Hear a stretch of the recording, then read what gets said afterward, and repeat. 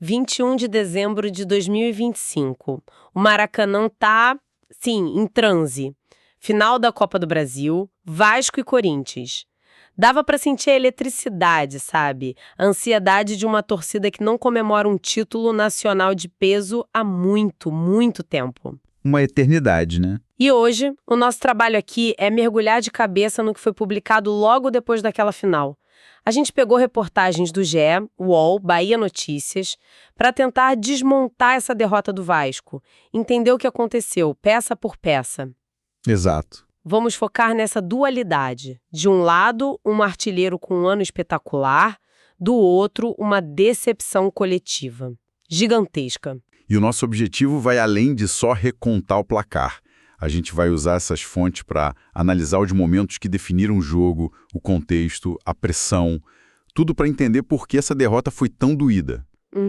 Não foi só um vice-campeonato. Foi tipo o desmoronamento de uma festa que já estava pronta, de um sonho que parecia finalmente ao alcance. E o mais curioso é que, para entender essa derrota, a gente precisa começar falando do maior motivo de esperança do Vasco. Ok, vamos analisar isso. A temporada de 2025 do clube tem nome e sobrenome: Pablo Vegetti.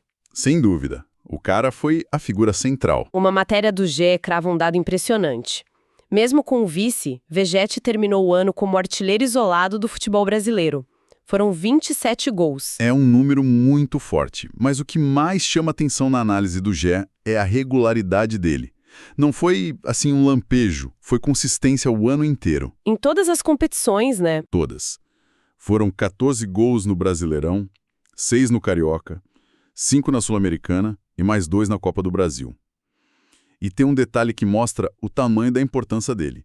Essa foi a temporada mais goleadora da carreira inteira do cara. Ele foi o pilar. E não era só um pilar técnico, né? Pelo que as matérias mostram, ele virou um líder emocional.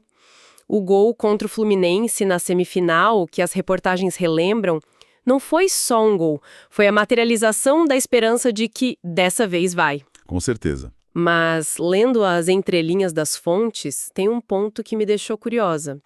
Elas mencionam que, apesar de tudo, ele perdeu um pouco de espaço no time titular na reta final.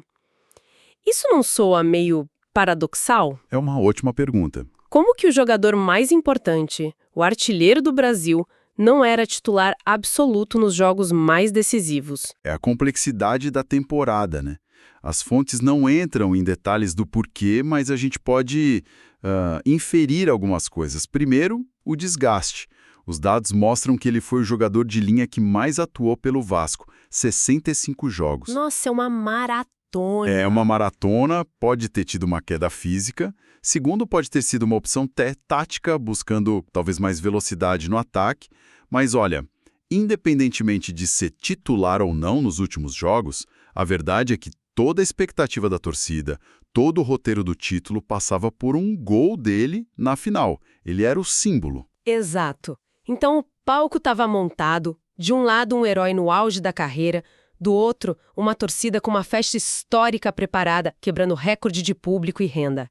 Parecia roteiro de filme. Tudo perfeito. Mas futebol raramente segue o roteiro que a gente escreve na cabeça.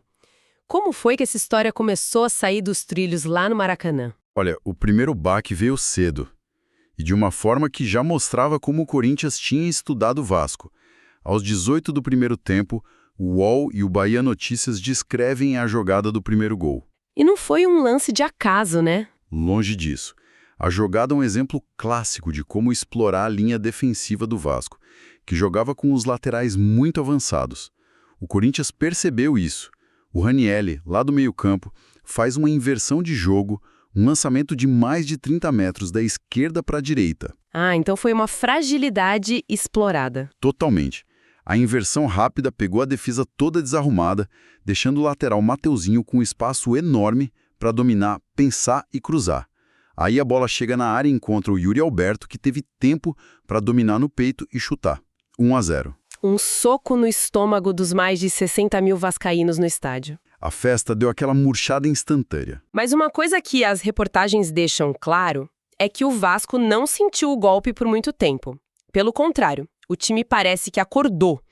O relato do UOL destaca muito o jovem Ryan, uma das joias da base. Sim, ele chamou a responsabilidade. Logo depois do gol, tem uma jogada em que ele pega a bola, parte pra cima, dribla 2 marcadores e quase cria o gol de empate. Era o recado de que o Vasco estava vivo. E essa pressão deu resultado.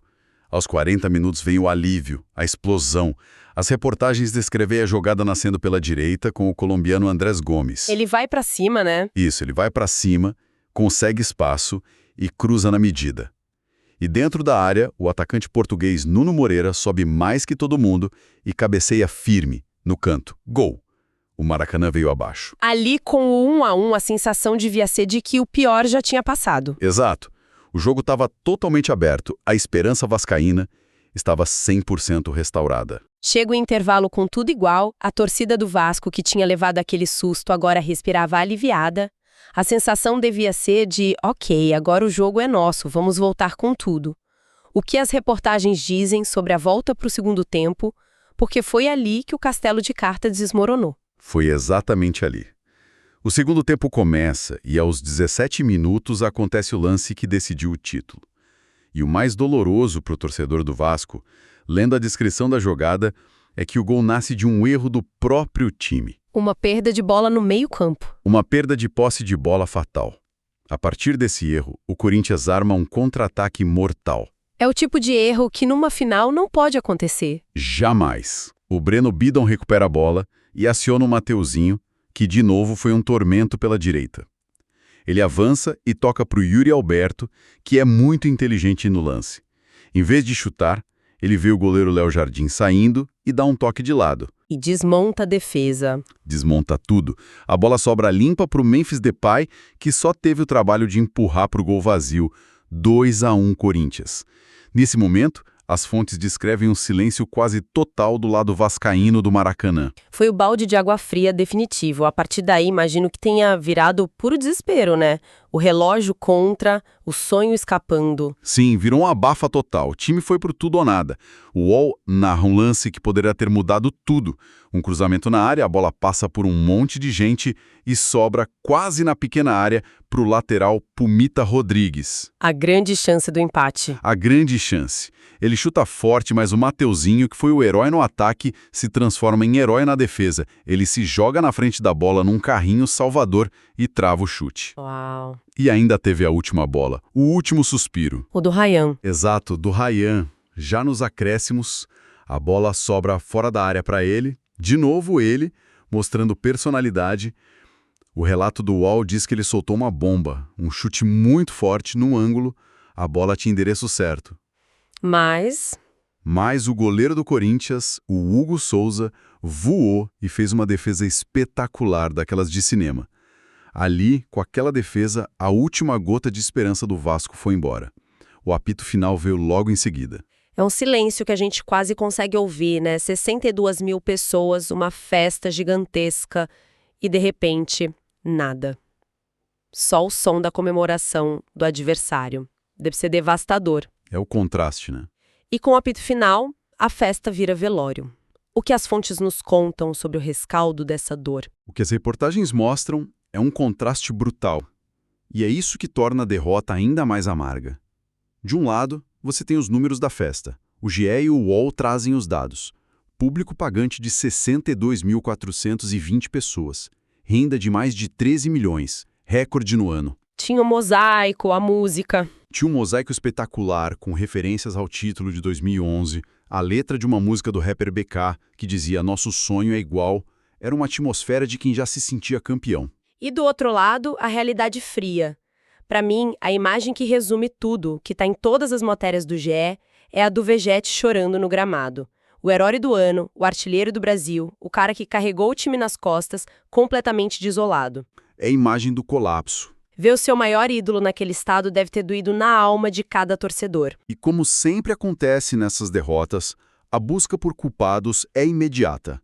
Eu estava lendo a análise de atuações no GE e eles foram duros, apontando quem, na visão deles, foram os vilões da final. Quem eles citam? Os nomes mais criticados foram o zagueiro Cuesta, o goleiro Léo Jardim, o lateral Puma e o volante Barros.